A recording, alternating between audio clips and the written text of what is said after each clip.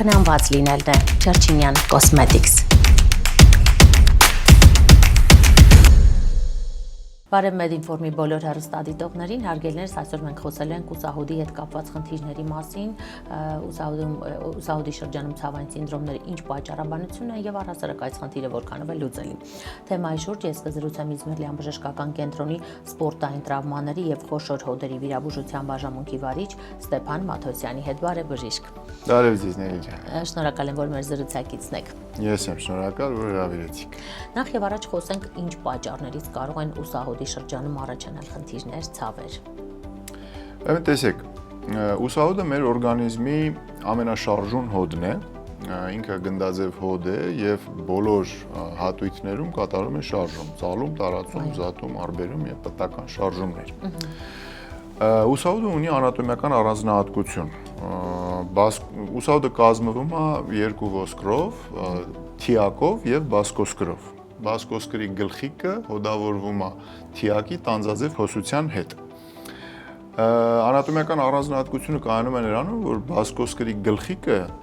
չափսերով շատ ավելի մեծ է, քան հոդափոսը, որի մեջ ինքը գտնվում է։ Եվ դրա համար բնությունը ստեղծել է ստաբիլիզացիոն համակարգեր, որոնք որ պահում են հոդագլխիկը հոդափոսի մեջ եւ չեն թողում, որպեսզի գլխիկը իր տեղից դուրս գա։ Այդ ստաբիլիզացիոն համակարգերի թվին են պատկանում հոդափոսի շուրթը աճառային, որը որ վակուում էֆեկտի նման գրկում է գլխիկը եւ պահում է չթողելով իրան տեղաշարժվել։ Ինչպես նաև ուսահոդի ջլերը եւ կապանները, որոնք որ եւս ունեն այդ նույն ստաբիլիզացնող ֆունկցիան։ Բոլոր այս համակարգերի վնասման կամ խախտման արդյունքում մենք կարող ենք ունենալ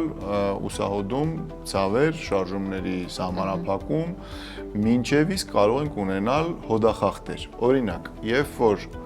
վնասվում է այդ հոդաշուրթը, որի մասին մենք խոսում էինք, կորում է ուսահոդում այդ վակուում էֆեկտը, ինչի հետևանքով որոշակի դիրքերում գլխիկը հեշտությամբ իր տեղից դուրս է ընկնում։ Եվ երբ որ այդ հոդաշուրթը վնասվում է, հոդախախտը անգամ ուղղելուց հետո գլխիկը հնարավորություն ունի իր տեղից դուրս գալու, որովհետև հոդաշուրթը իր տեղում չի ֆիքսվում։ Գոյություն ունեն նաև բնածին պատճառներ ցավերի, ուրեմն թիակը ունի ուսիելուն, դա ոսկրային ստրուկտուրա է, որը որ կազմում է կարծես թե ուսահոդի տանիքը, այսինքն ինքը գտնվում է բասկոսկրի գլխիկի վրա, հա, տանիքի ձևով կազմելով վերին պատ։ Եվ այս ուսիելունի տեսքից կախված, իսկ իրանք լինում են 4 տեսակի, ուղիղ, թեք, կեռիկանման եւ ընդհակառակը բարձր։ Երբ որ նրանք լինում են թեք կամ կեռիկաձև, փոքրանում է տարածությունը բասկոսկրի գլխիկի եւ ուսիելունի մեջ։ Սա կոչվում է impingement syndrome, այսինքն երբ որ գլխիկը շարժումների ժամանակ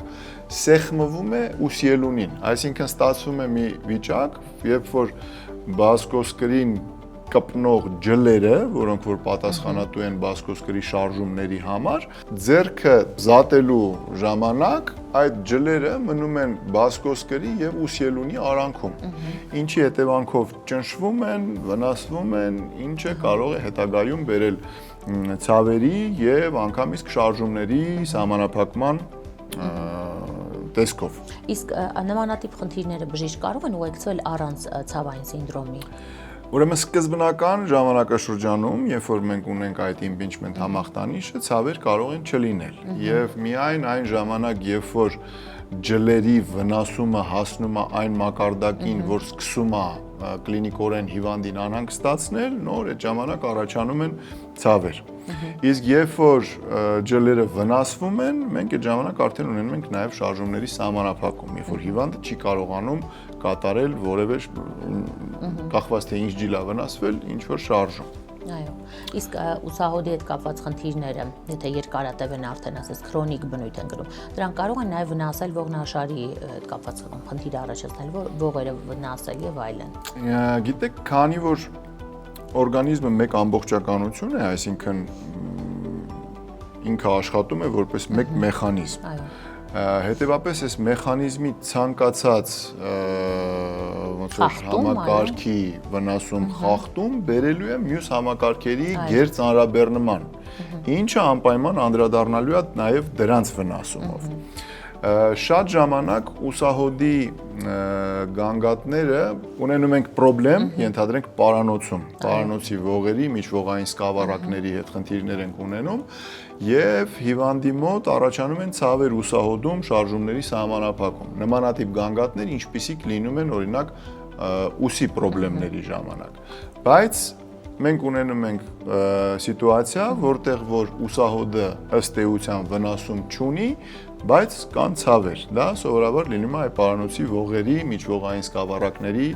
վնասման ժամանակ, այո, լինում են ճառագայթող ցավեր, որոնք որ ճառագայթում են ամբողջ ձեռքով մինչև մատերի ծայրը, անգամից կարող են լինել թմրածություն։ Դրա համար շատ կարևոր է դիֆերենցիալ այս խնդիրները, որովհետև եթե մենք տվյալ գանգատները հաշվի առնելով մտածենք միայն ուսահոդի խնդիրների մասին եւ բուժենք միայն ուսահոդը, այդ գանգատները չեն վերանա, քանի որ իրանց պատճառը այլ է։ Դրա համար շատ կարեւոր է դիֆերենցիալ դիագնոստիկան, որպեսզի բժիշկը կարողանա տարբերակել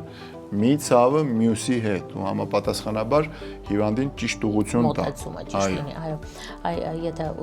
ուսահոդը ասես հոդախախտ է, այո, եղել, հնարավոր է դա ոչ թե լուծել վիրահատական եղանակով, ինչից շատերը խուսափում են, չգիտես, վախի սինդրոմից ելնելով կամ այլ պատճառներից։ Հնարավոր է այդ խնդիրը լուծեն ֆիզիոթերապևտիկ միջոցներով։ Ամեն ինչ կախված է հիվանդի ակտիվությունից, տարիքից, հոդում առկա այլ խնդիրներից, հա, որովհետև սովորաբար երբ որ հիվանդը ակտիվ տարիքում է,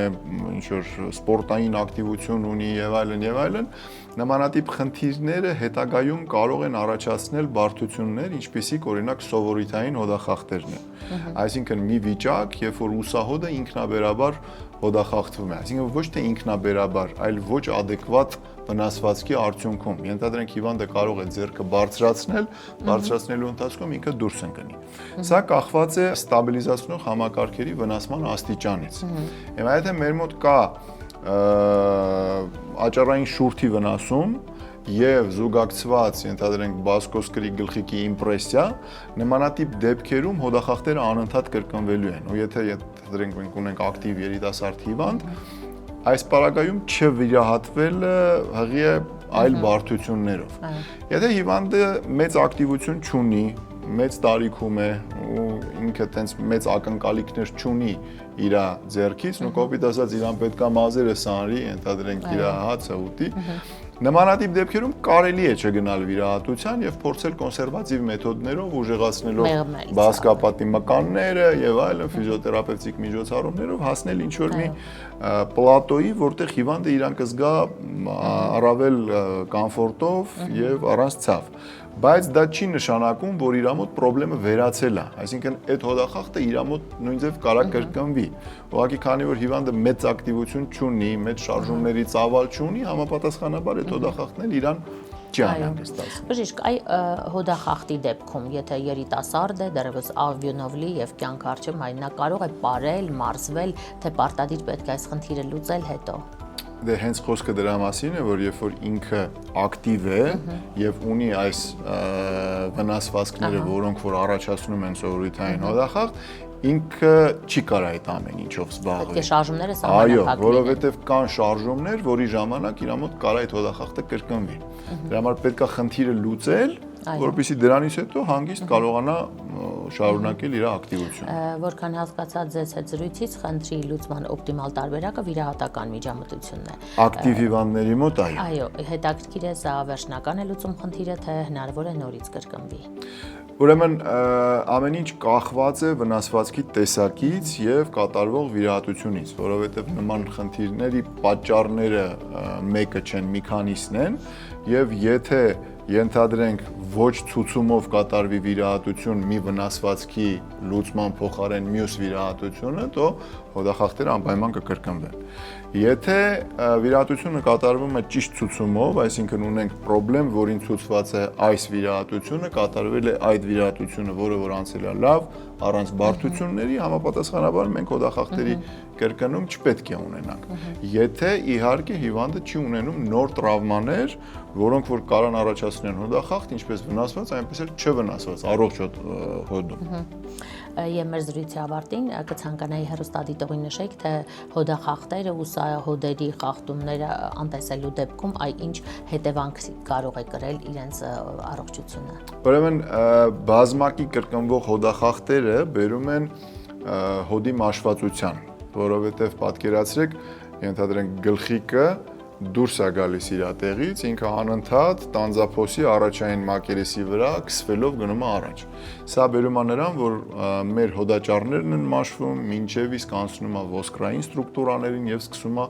առաջանալ ոսկրային դեֆեկտներ։ Երբ որ խնդրեմը խորանում է, նման դեպքերում շատ ժամանակ այլևս հնարավորություն չի լինում վերականգնել այդ ջլային ստրուկտուրաները եւ բարդացած դեպքերում պետք է լինում արդեն գնալ այնպիսի վիրահատություններին, ինչպիսիք են հոդի փոխարինումը, էնդոպրոթեզավորումը,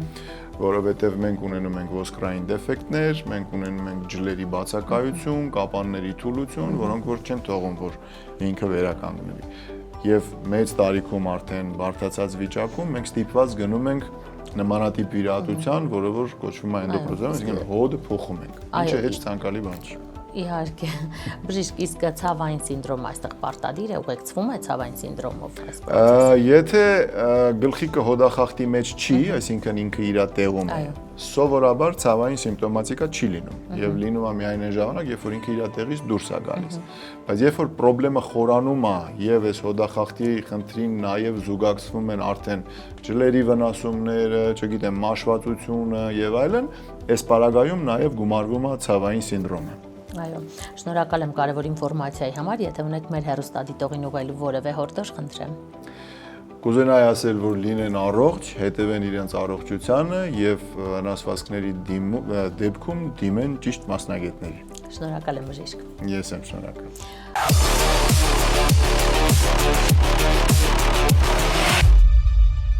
Ինչ ջրեն, ջուր խմելու ժամանակն է։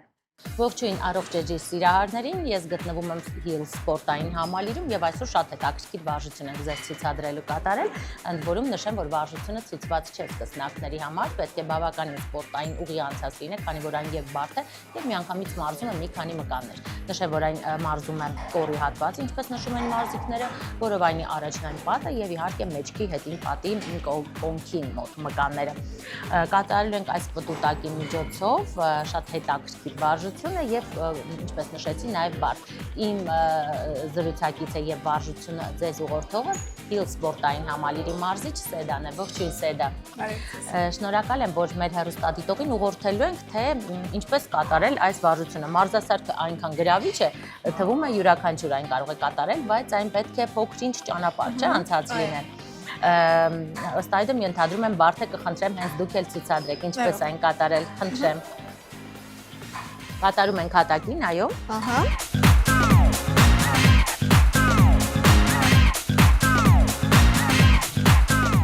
Մեջքը ինչպես նկատում եմ կորացած է։ Տեսնում եք գլուխը հակված է ներքև, որպեսզի գծի պարանոցի հատվածը, ասես լարվածություն լրացուցիչ չառաջացնի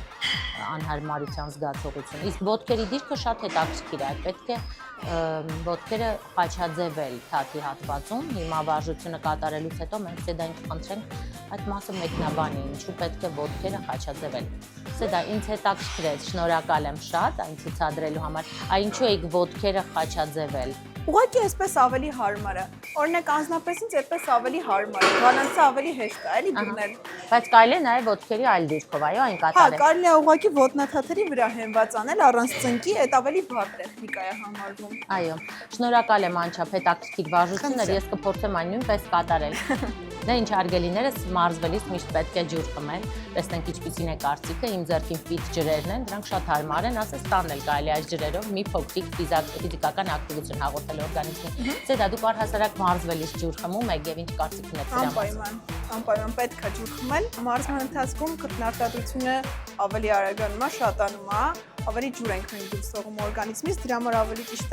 ճիշտ քանակի ջուր օգտագործել մարզման ընթացքում էֆեկտիվությունը ավելի բարձր լինելու համար։ Սրտի աշխատանքի համար։ Այո, շնորհակալ եմ շատ։ Հարգելիներս, այսօր այսքանը, ես հիշեցնեմ, գտնվում էի Hill սպորտային համալիրում եւ մարզիչ Սեդայի հետ միասին ձեզ ցույց տվեցինք այս պտուտակով կատարելու շատ ճիշտ եւ շատ էֆեկտիվ վարժության ձև։ Այսօր այսքանը, հետևեք մեր էջին եւ կարող եք մշտապես գրագետ լավ մարզավիճակում լինել։ Կհանդիպենք։